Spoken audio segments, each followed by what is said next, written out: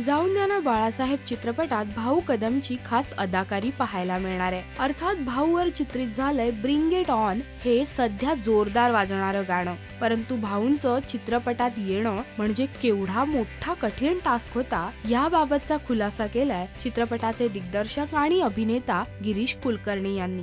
भाऊनी त्यांच्या व्यस्त वेळापत्रकातनं मला वेळ देऊन माझा हा चित्रपट पूर्ण केला, त्याबद्दल भाऊंचे आभार।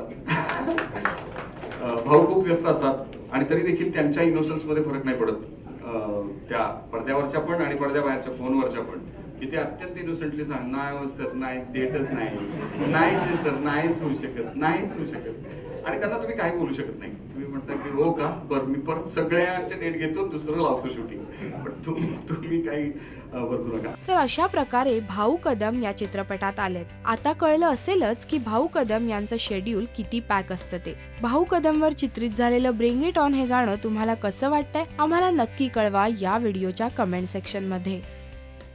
नमस्कार, मी भाऊ कदम, तुम्ही पाहतात राजश्री मराठी।